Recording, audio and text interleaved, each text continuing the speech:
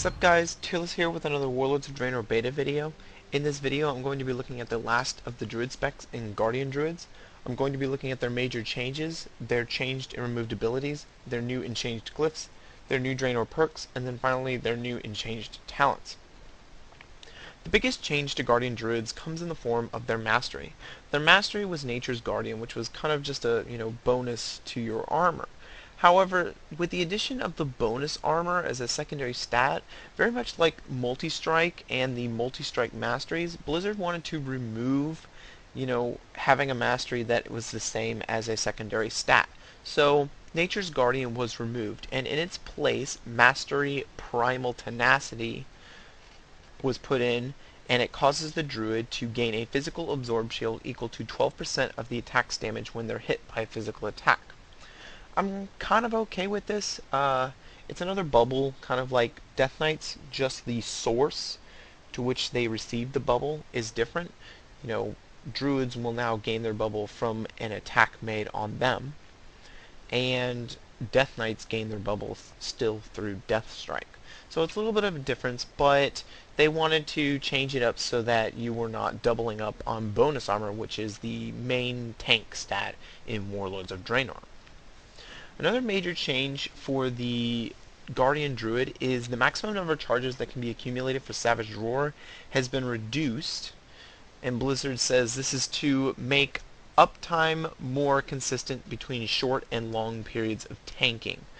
I'm not a Guardian Druid raider, so if you are a diehard Guardian Druid, you will have to translate that yourself, but that is their direct quote. Another major change comes in the form of, Blizzard felt that rage regeneration was not that great for Guardian Druids in Mists of Pandaria, so they made some changes to their secondary stats. Haste, for instance, will now cause the global cooldown to be reduced, so that's a nice addition to haste.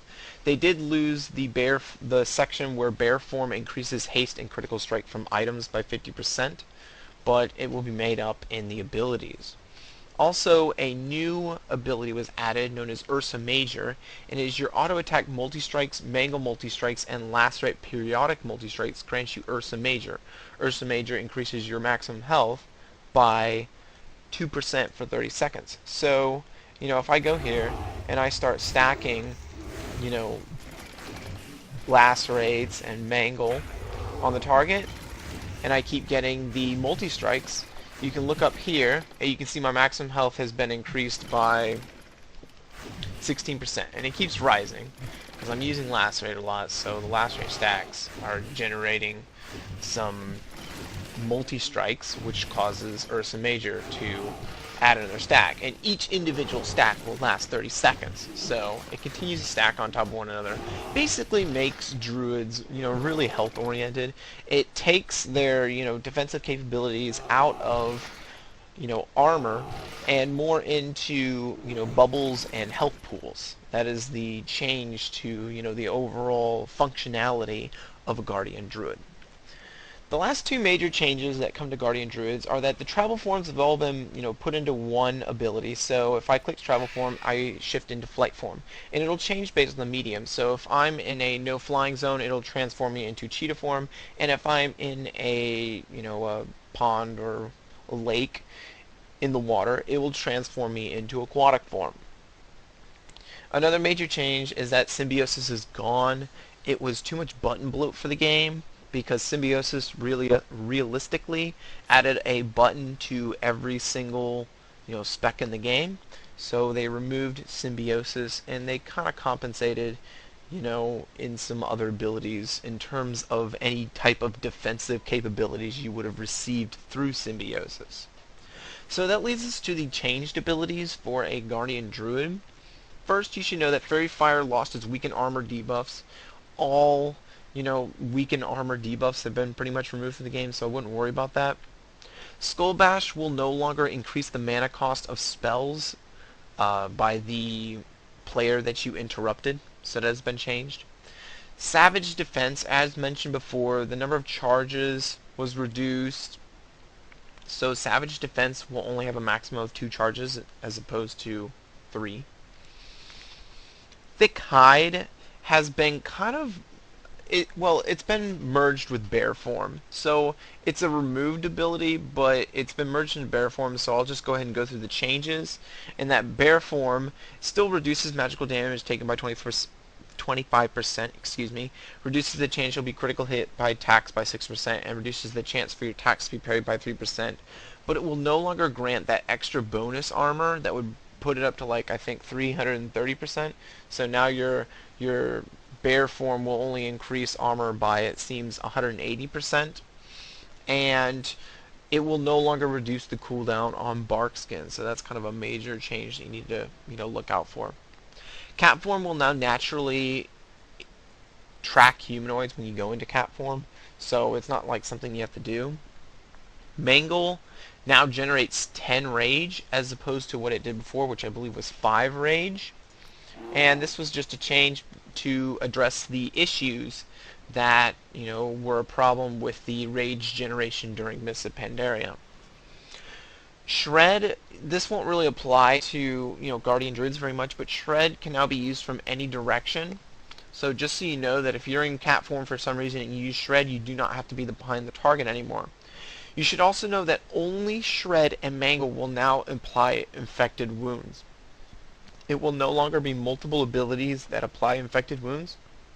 So if you're trying to chase someone down, you got to make sure that you apply Mangle to the target, or else they will be able to run away. You will not be able to use the other abilities that you have in the past to apply the infected wounds debuff. Thrash strikes all, but it will only generate 1 rage instead of 2, and there's no weakened debuff. So same as Fury Fire, it lost its weakened armor debuff. Survival Instincts, it now has a 2-minute cooldown, so that is a buff. It used to be 3 minutes, and it has 2 charges. So it's kind of a twofold buff to make up for the fact that Symbiosis is gone, and you no longer have the reduced bark skin cooldown. So a little bit of a change there. A big PvP change, and the last change for Guardian Druids, is that Cyclone now shares diminishing returns with Fears. So, if someone uses a Fear, then you use the Cyclone, it would be cut in half. It's just putting it under the same umbrella of diminishing returns.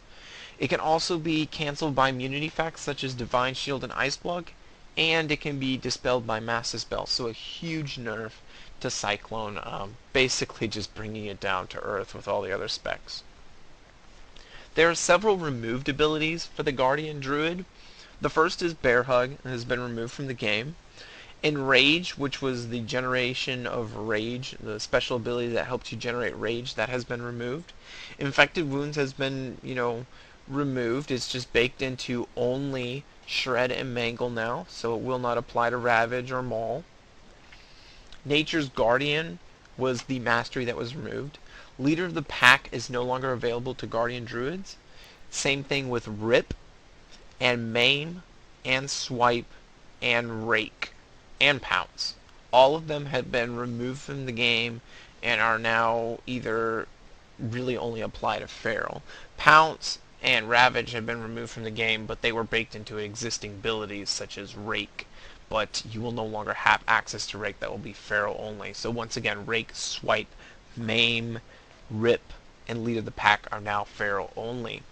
Hibernate and Innervate have both been removed from the game. Innervate, all mana, regenerating effects have been removed from the game. Mana Tide Totem, you name it, they've all been removed. Blizzard's trying to make it, make healers, really conscious of how much, mana they have in their pool, and so they're gonna have to be really careful on their mana pools. Nature's Grasp has been removed from the game. I don't know how important that was to a Guardian Druid in PvP, because that's really the only place you would use it. Tranquility is now restoration only, so you will not be able to, pop out a bear form if you're off-tanking something and pop a Tranquility in a weird, bizarre circumstance that would come up. You can no longer do that. So, that's a lot of removed abilities from the Guardian Druid spec, but know that a lot of them are just, spec specific and making things more unique per spec. There is only one really new glyph for Guardian Druids. I'm going to go ahead and bring it up here. It's actually just a minor glyph, and it is Glyph of the Travel. Glyph of Travel. You gain an additional 60% movement speed while in the land version of Travel Form. This movement speed bonus will not be granted if Travel Form is activated while in combat. This effect is disabled in battlegrounds and arenas and cannot be combined with other speed increases. Also notice that it's exclusive with Glyph of Stack and Glyph of Cheetah, so you can only have one or the other, not both. There are 3 changed glyphs. The first of these is going to be the Glyph of Entangling Roots, which really doesn't apply to a Guardian Druid too much. It now reduces the cast time of your Entangling Roots by 0.5 seconds instead of, I believe it used to be like 0.2 or 0.3. So it's been increased. It's a little bit of buff there. Glyph of Stampeding Roar, another thing that really won't affect Guardian Druids too much. It increases the radius of Stampeding Roar by 30 yards, and you can now cast Stampeding Roar without being in bear or cat form, which, you know, if you're a Guardian Druid, that really doesn't apply to you too much. It's more of a buff to, you know, balance and restoration druids. The last is going to be Glyph of Survival Instincts. This has been changed so that it is now reduces the cooldown of Survival Instincts by 40 seconds instead of a full 60 seconds, but reduces its duration by 50%. That leads us to the Draenor perks of a Guardian Druid. I'm going to go ahead and pull them up.